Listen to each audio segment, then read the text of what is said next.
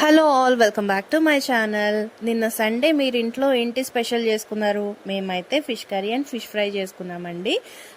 ఈ fish fry వచ్చేసి నేను మా అత్తగారి దగ్గర నేర్చుకున్నాను. ఈ ఫిష్ ఫ్రై ఇంట్లో చేసినప్పుడల్లా నాకు చాలా కాంప్లిమెంట్స్ వస్తాయన్నమాట. అచ్చం మా అమ్మలానే చేసావు అని ఇంట్లో పొగుడతారు. అందుకని ఆ ధైర్యంతో నమ్మకంతో ఈ రెసిపీని మీతో కూడా షేర్ చేసుకోవాలనుకుంటున్నాను. సో ఇది ఎలా చేయాలనేది చూసేయండి. ఫస్ట్ అయితే ఈ ఫిష్ ఫ్రైకి ఒక మసాలా ప్రిపేర్ చేసుకోవాలి. దానికోసం ఒక 2 స్పూన్స్ ధనియాలు, ఒక 2.5 స్పూన్స్ జీలకర్ర, కొంచెం మిరియాలు, అలాగే ఒక 5-6 లవంగాలు, ఇంకా లాస్ట్లో ఒక హ్యాండ్ఫుల్ ఆఫ్ వెల్లుల్లి రెబ్బలు, చిన్న అల్లం ముక్క. ఇది మొత్తం కొంచెం వాటర్ వేసుకొని మిక్సీ పెట్టేసుకొని పేస్ట్ లాగా చేసుకోవాలి. మెత్తని పేస్ట్ చేసుకోవాలి.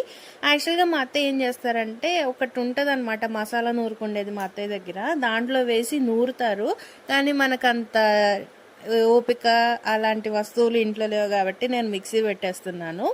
సో మంచిగా కొంచెం వాటర్ వేసుకొని మిక్సీ పెట్టేసి పక్కన పెట్టుకోవాలి. ఇదే మనకి మెయిన్ మసాలా అనమాట. ఫిష్ కర్రీకి కానీ ఫ్రైకి కానీ ఇదే యూజ్ చేస్తారు. సో తర్వాత నెక్స్ట్ ఏం చేయాలంటే, ఫిష్ ముక్కల్ని చక్కగా పసుపు, రాళ్ళుప్పు వేసి ఒక 4-5 టైమ్స్ మంచిగా వాష్ చేసేసి పక్కన పెట్టేసుకున్నాను. ఇందులోకి ఫస్ట్ రుచికి సరిపడా ఉప్పు, అలాగే కొంచెం కారము, ఈ మసాలా పేస్ట్ ఏదైతే ఉందో అది ఒక 2 స్పూన్స్ యాడ్ చేసేసి మంచిగా ముక్కలన్నిటికీ పట్టేలాగా కలుపుకోవాలి. మంచి మ్యారినేట్ అవ్వాలన్నమాట.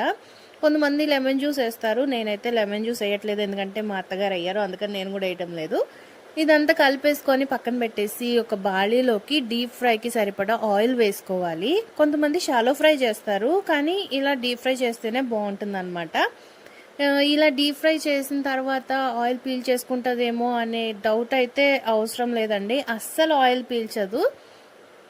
మంచిగా ఆయిల్ ఫస్ట్ బాగా హీట్ అవ్వాలి. బాగా హీట్ అయిన తర్వాతనే మనం ఈ ముక్కలు వేయాలి. ఒక్కొక్కటి వేసి ఒక 5 మినిట్స్ అలా ఉంచేసి ఆ తర్వాత గరిటెతో మంచిగా ఫ్లిప్ చేసుకోవాలన్నమాట. వేయంగానే ఫ్లిప్ చేయడానికి ట్రై చేస్తే చేప ముక్కలన్నీ కూడా ఇరిగిపోతాయి. అందుకని ఒక 5 మినిట్స్ అలా ఉంచేసి మంచిగా గోల్డెన్ బ్రౌన్ కలర్ వచ్చేంత వరకు ఫ్రై చేసుకోవాలి.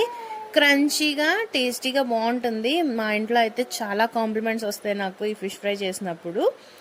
సో ఒకసారి మీరు కూడా ఇలా ట్రై చేయండి. ఫిష్ కర్రీ చేసుకునేటప్పుడు కూడా ఈ మసాలా రెసిపీ ఏదైతే చెప్పానో అలా ప్రిపేర్ చేయడానికి ట్రై చేయండి, చాలా బాగుంటుంది. ఐ హోప్ ఈ వీడియో మీకు నచ్చింది అనుకుంటున్నాను. నచ్చినట్లయితే లైక్ చేయండి, కామెంట్ చేయండి, మీ ఫ్రెండ్స్తో కూడా షేర్ చేసుకోండి. Bye bye.